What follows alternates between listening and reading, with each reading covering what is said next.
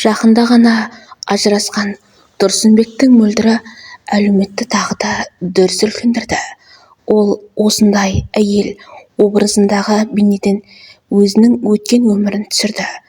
Барлық нәрсені өз мойнына алып, ешқашан өзіне қарамаған дәлелдеді.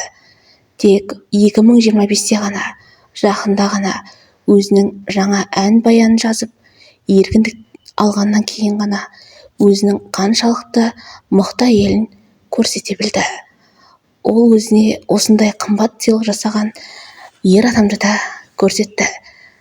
Дәл қазір қандай адам екенін көргіңіз келсе, видео соңына дейін көріңіздер. Жаным өлді деген SMS-пен мейрамханаға шақырды. 5 баласы бар мөлдірдің тұңғыштары тұрмысқа шығуға дайын қыздар. Ал қазір қыздары тұрмысқа шықпай, өзі тұрмысқа бірінші шығуды қалап отырған сияқты. Сіз қалай ойлайсыз? Тағы да екінші рет тұрмысқа шыққаны дұрыс па, әлде бұрыс па? Құдағи атанатын жаста екінші рет тұрмысқа шығу қаншалықты дұрыс екенін мен білмедім. Ал сіздер қалай ойлайсыздар? Комментарияға жаза кетіңіздер. Барлық комментарияны оқып отырамын. Бір қобалжу бар ма?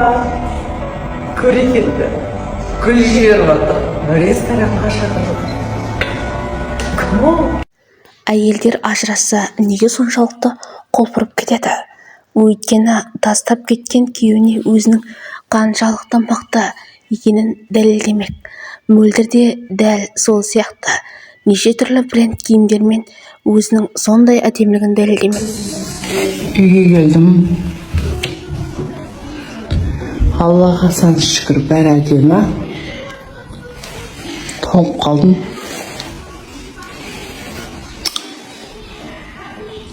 Гүлімді құшақтап бақытты болып тұрмын.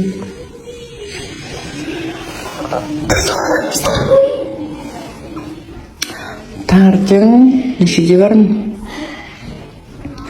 Үшім таңғы 7-тен басталған съемка. Енді бітті. Танымал брендтермен рекламаға түсіп, дәл қазір өзінің қаншалықты сұлу, қанша ер адамдар өзіне ынтық екенін дәлелдемек. Бір айда бірнеше ән, клип, кино шығарып тастаған Мөлдір Мұханова ендігі кезде леди ханымдардың қатарында. Ешқандай өзін төмен санамайды. Барлық танымал адамдармен бірге жүр.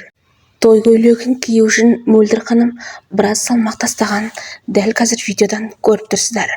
Алдағы уақытта Мөлдір Мұханованың екінші күйеуімен той болатын әлеуметтік желі тағы да жарыса жазуы мүмкін.